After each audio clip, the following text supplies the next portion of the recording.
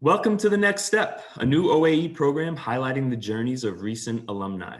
My name is Chris Dole, and I'm here with my colleague and friend Shayla King, who you'll meet shortly.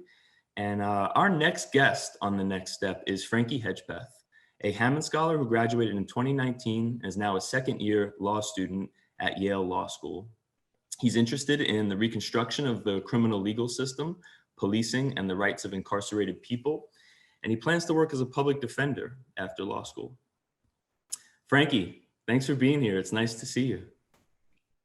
Yeah, thanks for having me. It's good to see you, even if it's in sort of a strange format. It sure is. It sure is. But let's look past all that and let's talk about, we'll look backwards and get a bit of your story and catch up with what you're up to right now.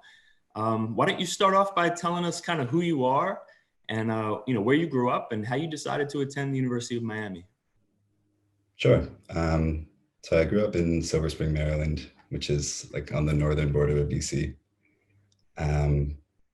I first got interested in University of Miami because a friend of my brother's went there, and that's kind of like what put it on my radar. But then I heard about the Hammond Scholarship, and obviously it sounded pretty enticing, so I applied for it and then went down for the Hammond weekend, still sort of like mostly undecided about where I was going to go to school, and was convinced, I guess, for lack of a better word, that was the place for me to be. I think hearing about obviously the scholarship, but also just like the sort of like a provision of so much support and like kind of guidance, I think was something that like really pulled me in, because I didn't really know what I wanted to do when I came to school. I had like some ideas, but I figured that like having people and sort of programming to help like guide me as I was trying to figure it out would be helpful.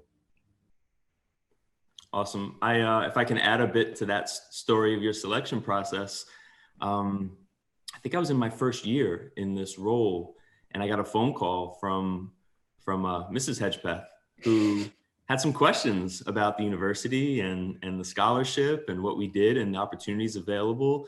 And I remember having that conversation and being, first of all, I always get excited talking about the university and what can be accomplished here. But in that conversation, being able to run through your interests and how you might be able to leverage them at the university. So when you did finally decide to come, I was very excited. And when it came time to do the advising assignments, I generously put you on my list of advisees. So I was excited to have you join us.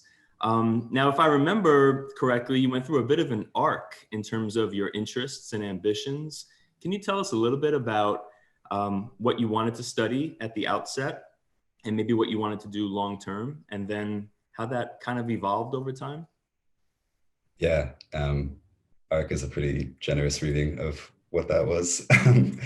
I came in and I think I was like, I think I had declared a major before I like started, or as early as I could, in English and maybe education, but definitely English, because I wanted to be a high school English teacher, like right out of school. And then eventually I wanted to do education policy work. And I think that was coming from a place of like, I guess sort of like the same values that I think are important to like my career like plans now. But I mean, like growing up and going through school through 12th grade, I was like, reading and writing is what I was good at. And I thought that those were like the things that I had that could contribute and like help other people get good at them, and like use education as a tool for like improving people's lives and circumstances and things like that.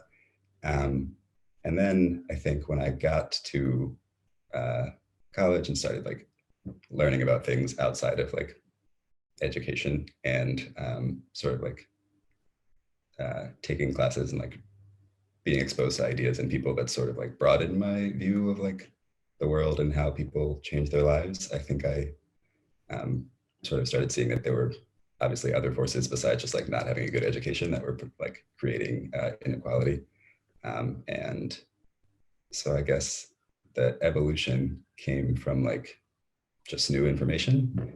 And so I went through a couple majors. I was like just political science at one point, and then I was political science and English, and then I was political science and Africana studies, and then I think I finished with political science, Africana studies, and a minor in English. Um, but yeah, it was like pretty rocky in terms of like figuring out what the actual program was going to be. And I don't think I had that like final decision until maybe like the fall of my senior year. Were there any courses that were sort of instrumental in you helping give shape to that plan?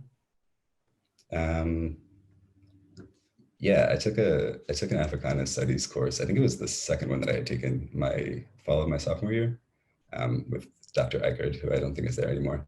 But it was just like about the Black Lives Matter movement and sort of like kind of trying to like ground it in history, and like see what the differences were between like this movement and like Black freedom movements that have happened in the past. Um, and then also like in addition to the historical context, kind of talking about like I guess anticipating where it might go, and that just seemed like very real and important in a way that most of the other things I had learned in class hadn't been. And that's what got me to declare that major. And then I think from there on, Africana Studies was sort of like the centerpiece of my like formal undergrad education. Mm-hmm. And how about outside the classroom? What were you involved in? What were some of your key involvements? Yeah, I think my main involvement was through MSA, through the Multicultural Student Affairs Office. I starting like maybe summer after my sophomore year, I did a couple of like programs with them doing like diversity education and orientation. And then I started working there my junior year, and like sort of just increasingly spent more and more time like in that office and working on programs run through that office. Um, so I guess either my junior or senior year, I guess it must have been my junior year. Um, I did the Students of Color Symposium with them, and that was cool just to like kind of put into, I guess like put into action and practice a lot of things that I had been like seeing and mostly complaining about for the last 2 years. So yeah, I think that was probably my main like out of class involvement. Okay. And we'll kind of bridge those two worlds of in and out of the classroom in terms of important college experiences. Tell us how you chose to study abroad and what was that experience like? Yeah, that was I don't know. I feel like I just had sort of a realization, just like I think spring of junior year is the time when a lot of people study abroad, and so people were starting to talk about it. And it wasn't something that had really occurred to me as something that I would be interested in. Um, but then I guess just like did some thinking and like minimal research into the programs that they offered. Um, and I remember seeing like all of the so I went to Paris and I was U Paris, but all of the like U whatever programs, that like Hammond Scholarship would transfer the same way as it would in Miami. And so I don't know, I guess it just like clicked for me one day that I would not have many other opportunities to like take 5 months off of my normal life and go live in a different country with like uh, pretty few responsibilities. And I figured that that would be something I should definitely take advantage of while I had the chance. And so how was it? How were your few months in Paris? It was great. I would definitely do it again if I had the chance. I think I um, I didn't know enough French to be there initially. So that is that's something I would maybe practice more before I left. But I think just like having that level of like autonomy, and also something about like the anonymity of being in a foreign country where um, like you don't know anybody and nobody knows who you are outside of like the 10 people in your program or whatever, was like very liberating, and just like an experience I never had before. So that was cool. And I also just got to like travel around Europe a lot, and like see parts of the world that I had never seen. Um, and I think it also gave me a chance to sort of like reflect on what I wanted to get out of the last year of school, and like how I wanted to sort of, um, I don't know, I guess it sort of like altered my perspective going forward, because it came on the heels of what had probably been like the busiest semester I'd had at school. I was just like really stressed about student activities and all these things. I don't know if you remember this, Chris, but I called you that summer and was like, "Hey man, like I'm panicking. I need I need you to tell me what I should do. Like, should I do this program? Should I stay and try to like see all these student roles through?" Um, and in hindsight, I would never have forgiven myself if I had stayed in Miami to like participate in those student groups instead of going to France for 5 months. Um, I mean, obviously those kind of roles are important, and they were really important for my like development as a student, as like a just as like a person. But I don't know. I think that like looking back on school, that semester was probably like the one thing that I would not change anything about. Mm. No, that's good. There's a place and time, I think, for everything, and it sounds like you made some good choices. I will say we've had a few other folks join us since we began talking, so I just wanted to point their attention towards the chat. I dropped in some directions for submitting questions. I'd also like to invite the larger group to go ahead and start submitting questions now. We'll review, and as soon as we transition to questions, we'll notify you that you're coming in. So feel free to use that Q&A button on the bottom to submit your questions to Shayla now. So Frankie, this is, I remember your time abroad as a time of, I felt like that disconnection maybe helped bring you some clarity in terms of forging some, giving some shape to your future, or making a decision in terms of the fork in the road and what you might do next. Prior to that, I remember as your advisor, being pretty unabashedly encouraging of you considering either law school or getting a doctorate. And that was two things I think that we talked about pretty extensively over the years. So how was it that you finally decided, I think law school is where I want to go next? Yeah, I think it had been sort of like percolating for a while, but I think the final like straw, I guess, was uh, probably that summer after I came back to the US. So after junior year, I was doing an internship at like a criminal justice public policy think tank, and I at that point I was like pretty sure I wanted to go to grad school, but didn't know if I was interested in law school or like public policy. Um, and I think just being in that place and seeing like how much sort of the like policy realm was focused on like uh, data and like how we can convert like people's experiences into like convincing arguments for like I don't know, trying to change social policy, or even just like how we can convert people's experiences into um, like data points that are easily digestible and like make interesting like theoretical arguments. And I felt like it really sort of discarded a lot of the human elements of like some of the like things that drew me to like social justice work generally and drew me to law school specifically. Um, I remember there was one like very specific experience that I think about a lot when I like reflect on that time, where I was working on this project that was basically supposed to um, like answer the question of whether people's racial background affected their perceptions of the police.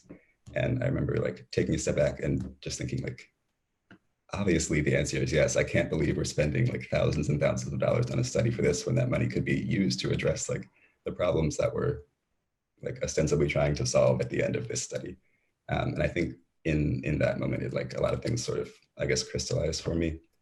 And I decided that law was like a way to sort of be more practical and like address like harm immediately instead of like theorizing about it and like conducting studies to further investigate it. That's Okay. also why I would push back on the PhD conversation so much. So I anticipate that our attendees here will ask some really great questions about the process of getting into law school and about the experience of being in law school. Now you're in your second year, but if I could just ask you to think back to your first year, and how would you compare the transition from undergrad to law school to the transition from high school to undergrad? Mm. I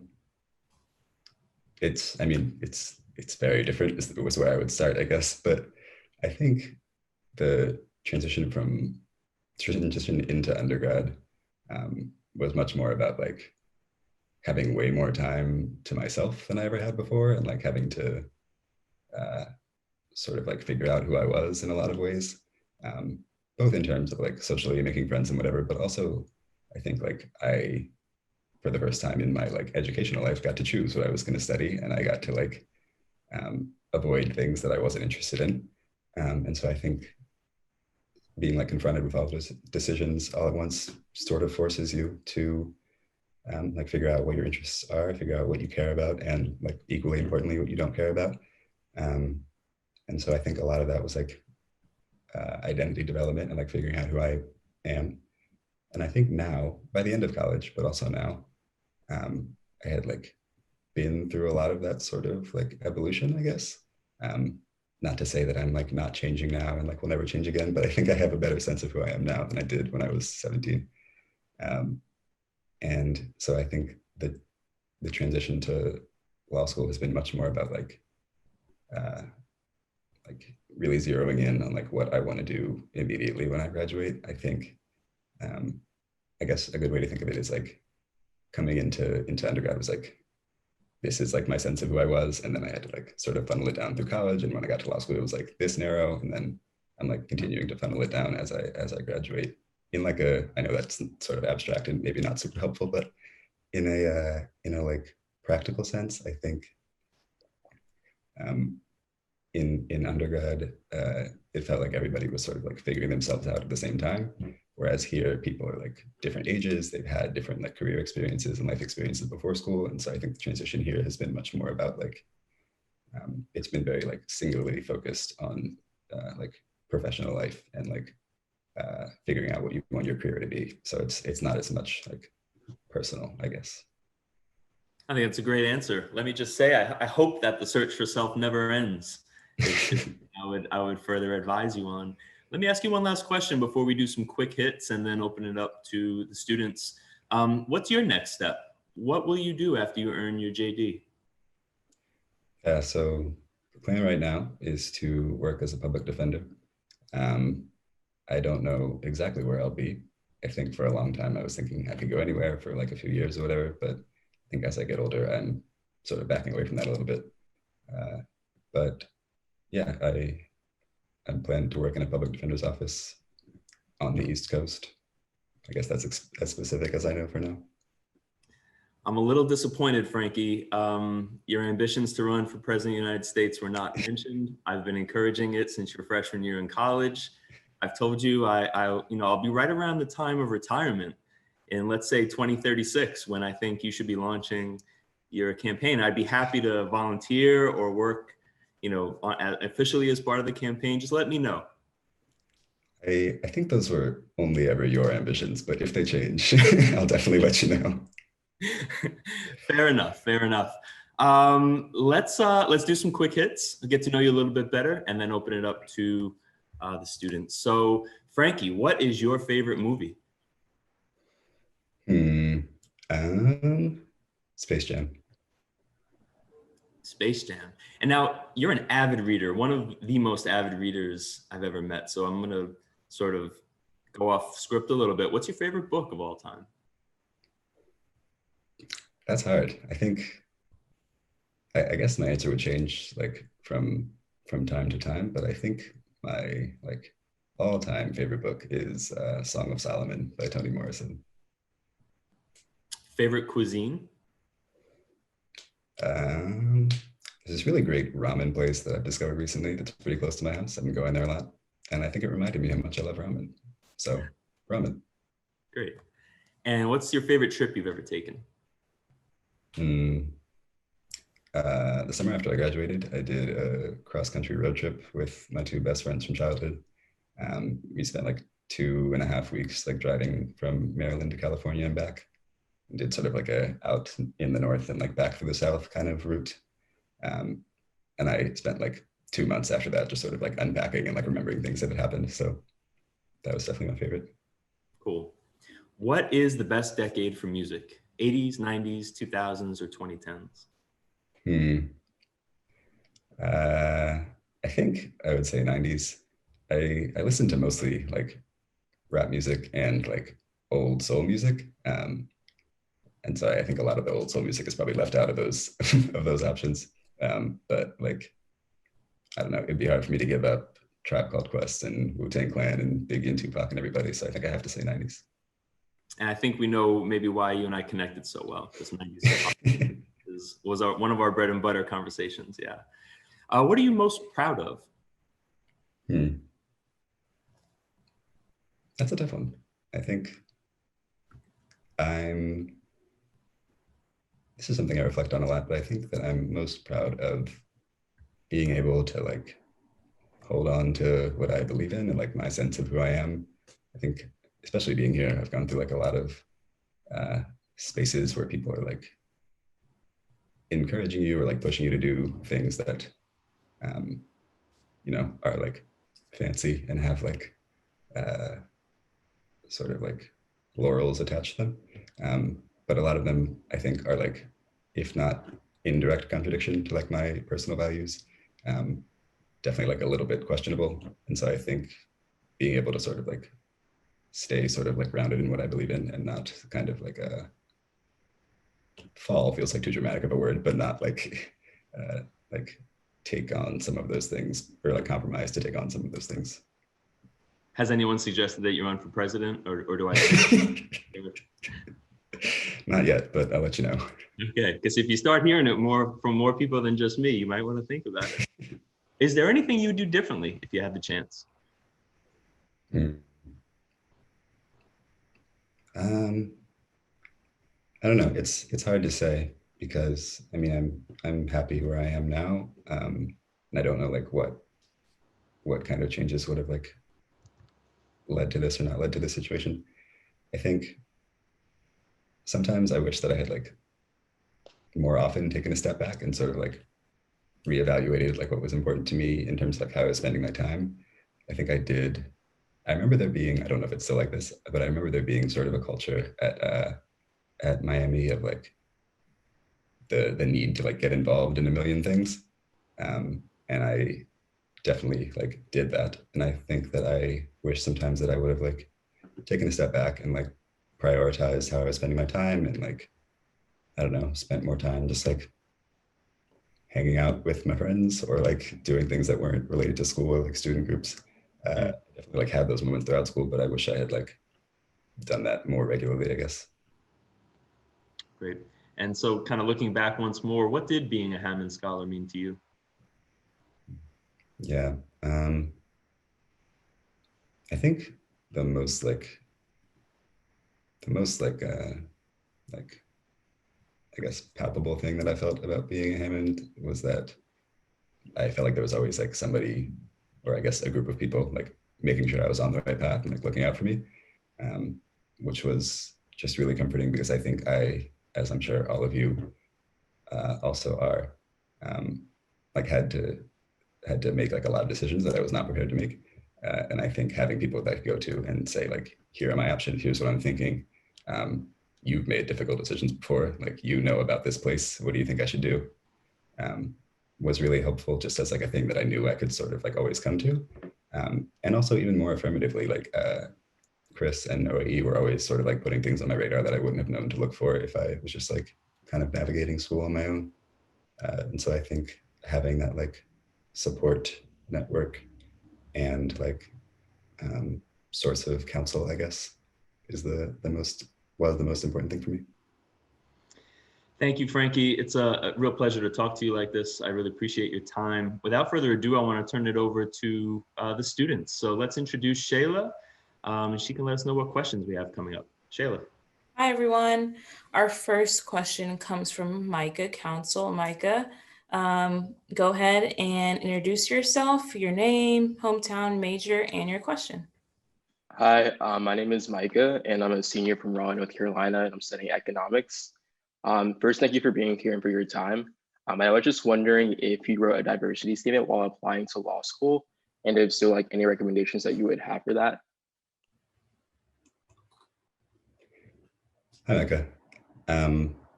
I didn't write a diversity statement, but the reason that I didn't is because my personal statement was like very much about my identity.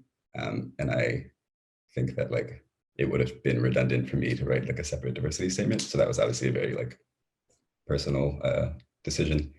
I think what's important to include in diversity statements and just like anything that you submit to a school is one, just like telling them things that they don't already know. So like when you apply to law school, you have to submit like an enormous amount of information about yourself, and so they already have like a pretty thick file.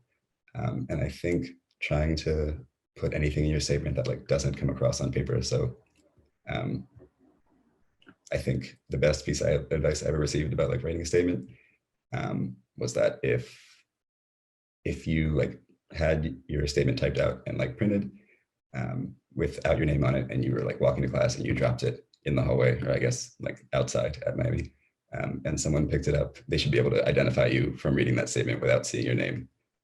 And so I think just like keeping that in mind was like a helpful way for me to sort of like frame the things that I put in my personal statement.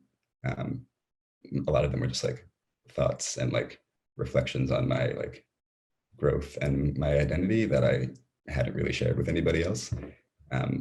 Which, by the way, is just like a weird sort of like dynamic of applying to school, where you have to like kind of spill all of your most personal like thoughts and feelings to this person that you've never met.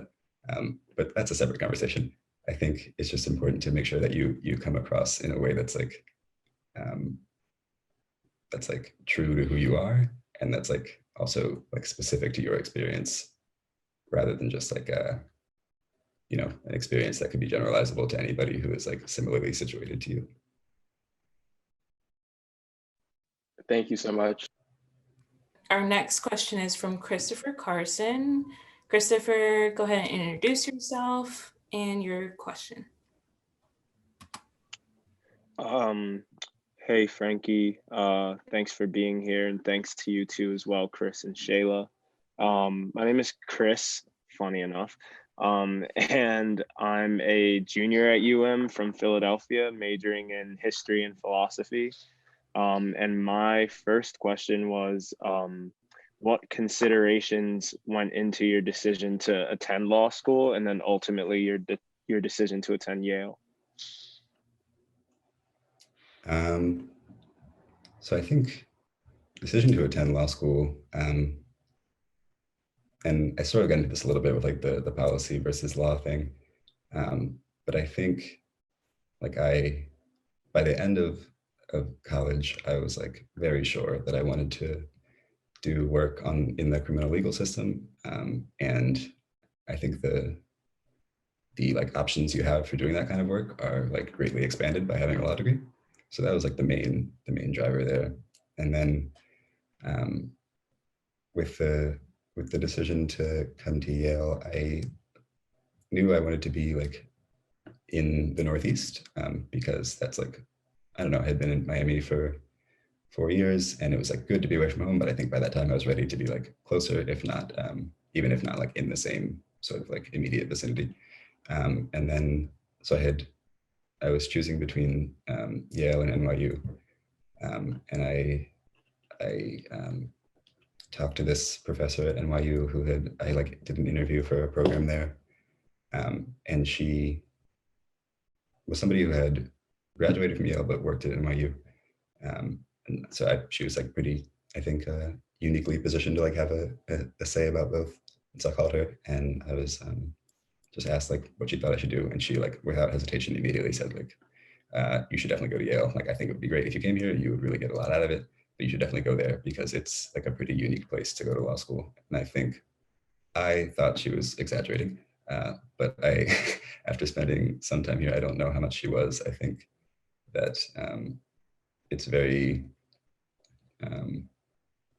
there's some, I don't know, there's some like level of like uniqueness to being here. And a lot of it comes from like this weird sort of like culture of elitism that like is, I don't know, I have a lot of feelings about that, but I don't want to get into a rant about that right now. I think it's like, for better or worse, there are like very tangible benefits of going to like like a fancy, well-recognized law school. And I think like that sort of ethos sort of informs the way that they like teach and do programming here, because it feels like a lot of the like stress and pressure of law school is sort of like reduced by this like comfort of being at like a fancy place. Thank you. Yeah, that totally makes sense. And then I had one more question.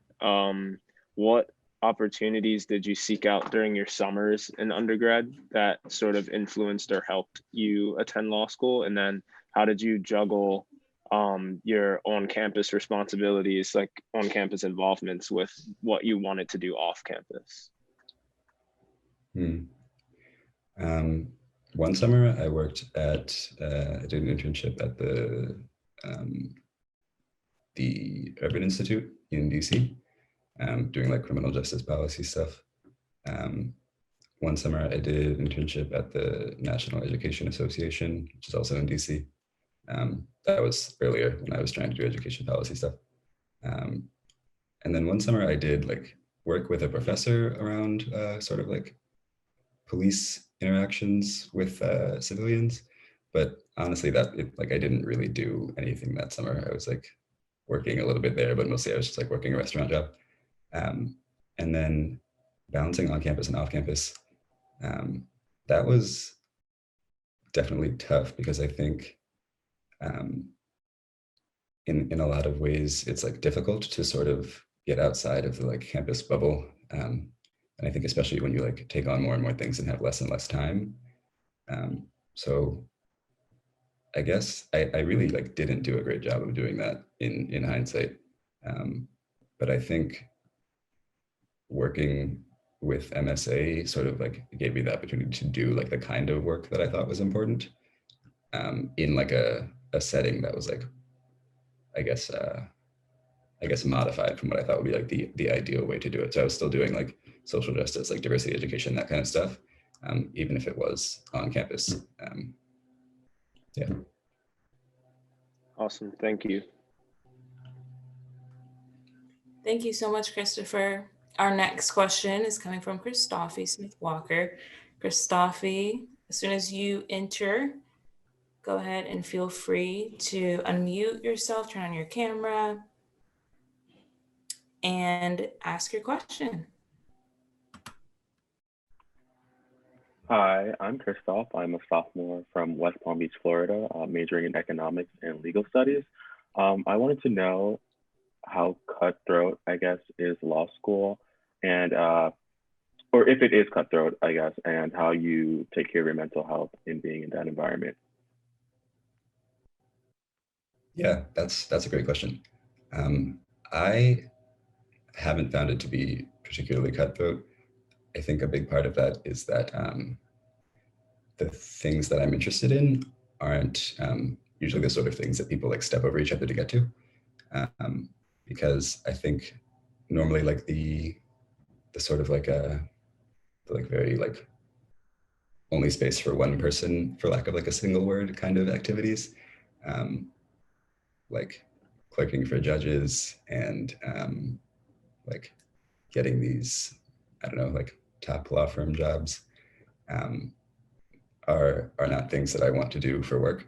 And so I think for me, it hasn't felt like I've had to, you know, like develop these weird transactional relationships with professors or like be, I don't know, shady for lack of a better word.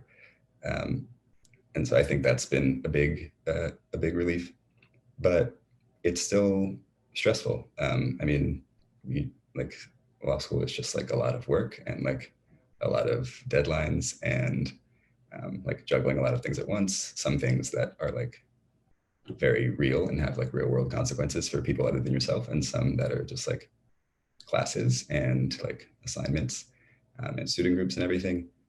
And so I think like preserving mental health is like a really important task for I think anybody who is in law school, which is not really something that they tell you when you're like applying and doing orientation and stuff.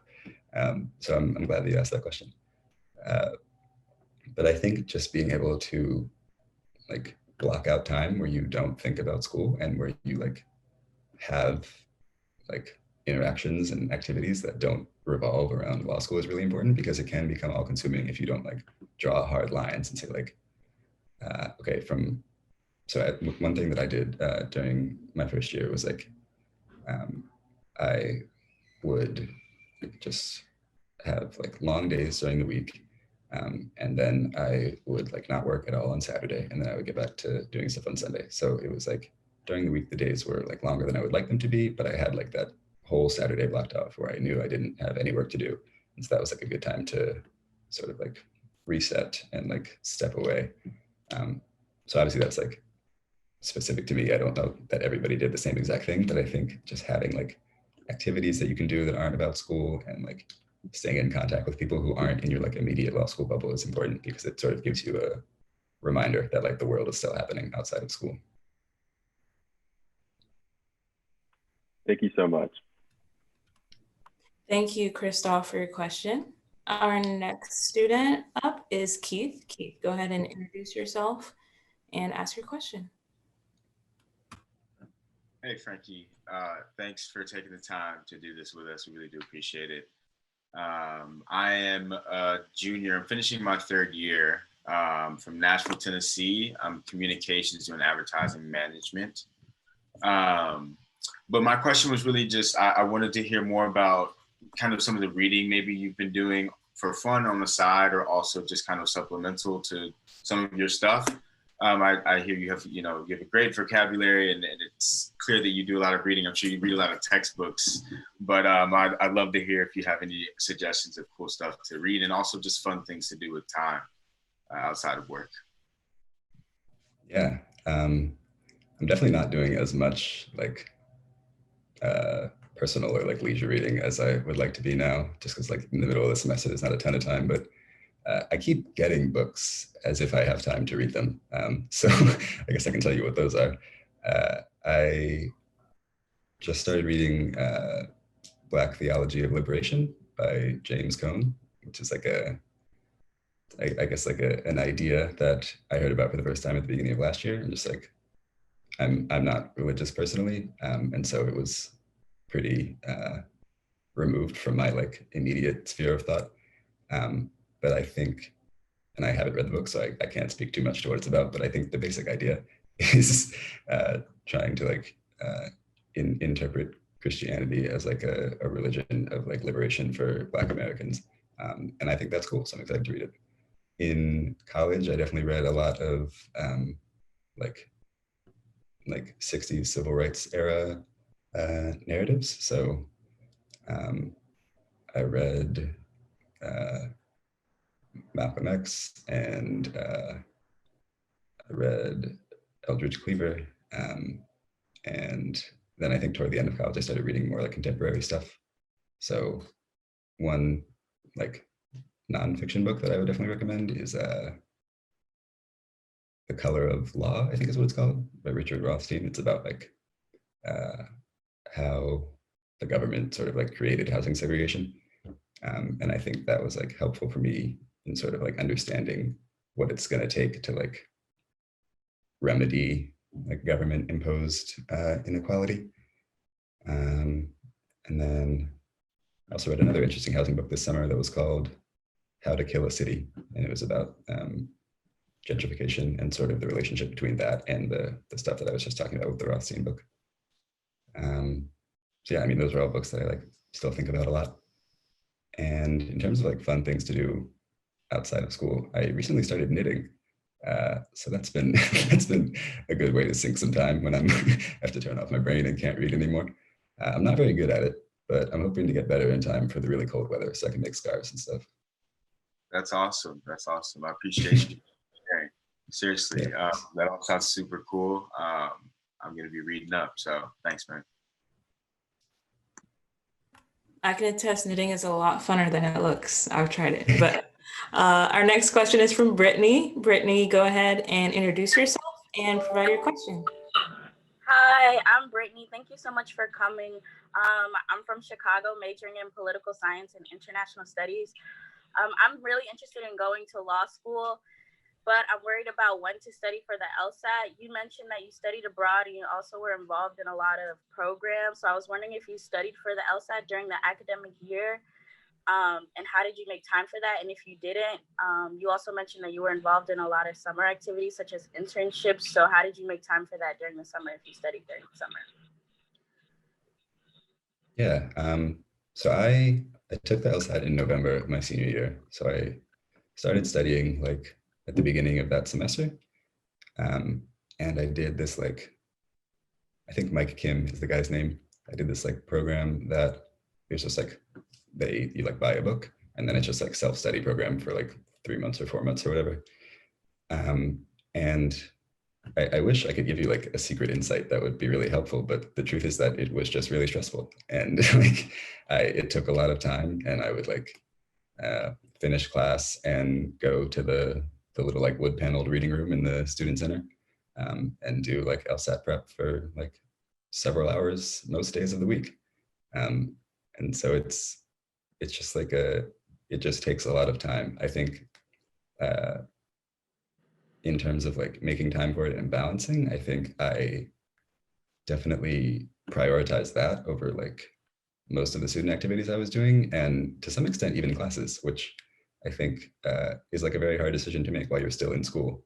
And I don't necessarily recommend that you or anyone else do that, but I think there were definitely times where I would like do LSAT stuff instead of like reading for class or doing whatever I had to do to prepare for class. Just because like, I don't know, it seemed like setting myself up for that next like phase felt more important than like the difference between like I don't know, being prepared for class on Wednesday or not being prepared for class on Wednesday. Okay. So I guess in short, just like it is stressful, and I don't know that there's a way around that, but it's a finite period of time, and then you never have to do it again, hopefully. All right, thank you so much. Those were very insightful questions. Hopefully took some notes, got some good quarantine reading suggestions, or listened to by Audible or something. But thank you. I'm going to pass it now to Chris. Thank you. Thank you, Shayla.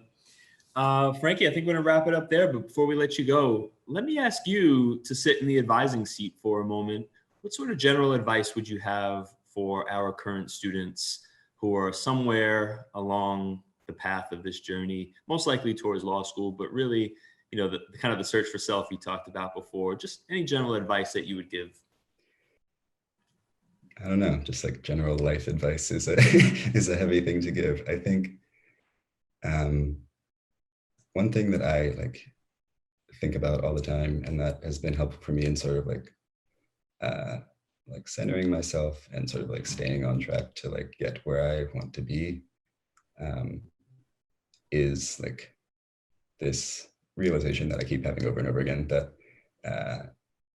there's like not a single like solitary way to get to the place that I or like any of you want to be. I think like a lot of times, definitely in law school, but I remember having this experience in undergrad too, where people would say like, oh, if you want to go to law school, like you have to be a philosophy major, or like if you want to go to med school, you have to have like this GPA or whatever. And I'm sure that like all of those statements are based on something, because I don't know, I doubt people just like make things like that up out of thin air, but I don't believe that there's like only one way to get anywhere. And so I think like that's a helpful sort of like philosophy for me, because if there were like things that I applied for and didn't get, or if there were like things that I wanted to do but wasn't able to do, or like if I messed up on like a class or I don't know, whatever, if something didn't go according to plan, I knew that it wasn't just like, well, that's it, I'm never going to law school since that happened. And so I think just sort of like being aware of the fact and like constantly reminding yourself of the fact that there are like a million different ways to get to like the end point that you want to be at. And I think for me, like talking to older people, now mostly older lawyers, but in general, just like people who have lived more life, is reassuring in that aspect, because like, I don't know, everybody has plans, and like it's tempting to like believe and like convince yourself that like I'm starting here, I need to get here, and like this is the only way to do that. But I think it's like, I don't know, it's a lot more like loopy and back and forth and not linear than that. And I think keeping that in mind is helpful to sort of like stay calm when things don't go according to plan. I think that's very helpful, and it's very, very relevant. I think that's excellent advice and great perspective to share with our students. We actually do have one more question. If we could have Ivan join us. I believe he's on tap. There's Ivan. Ivan, if you can introduce yourself, say hi to Frankie, and go ahead with your question. You can turn your camera on. Hello, my name is Ivan. I'm a sophomore, and I'm actually from Silver Spring, Maryland. So it's been really interesting hearing your whole story, like your whole path from Silver Spring to Miami to Yale and everything. I'm studying international studies and English with a minor in history. And my question is would you say law school is really a numbers game in terms of LSAT and GPA, or does anything else play as big of a role in the admission process? That's a good question. These are all really good questions. I think there's some of both. I think there's like it's a numbers game to like a threshold, and then like beyond that, I think there's like some room for sort of like black box decision making. So when I applied, I was like, I don't know, it's a very stressful process. And I was like constantly checking, like, what are the scores of people who get into these schools? Like, what are the GPAs of people that get into these schools? And a few of the schools that I ended up getting accepted to, I had like a significantly lower LSAT score than like the median. And I was like discouraged by that when I was like doing this sort of like independent research. But it, like, I guess that they look at other things too, is what I'm trying to say. I think it's important to like do as much as you can. Like there's only so much you can do about your GPA and your LSAT by the time you're applying. And so I think what is like something you do have more control over, and something that I put a lot of time in when I was applying, was like making sure my personal statement said like exactly what I wanted it to say, and making sure like I had recommendation letters from people who I felt like really knew me and could like talk about who I was as a student, but also as a person. And so I think like trying to make sure that you have like a full, like well-rounded application is more important than having like a perfect LSAT score and like nothing else to show for the last 4 years or however many years before you went to law school. Thank you. Did you take the LSAT more than once by any chance? No, I took it in November, and my plan was sort of to like see how applications went, and then take it again if I needed to, and then like take a year off from school. But it went well the first time with applications, so I didn't. All right, congratulations, and thank you for the answer. Thank you. Thank you, Ivan. Frankie, we appreciate your time. We appreciate you coming back and sharing some of your experiences. It's always a pleasure to catch up with you and to talk. Let's throw up to you for old time's sake. Okay. I haven't done this in a while. Hopefully it's still good. Hedgepeth, 2036. Bye.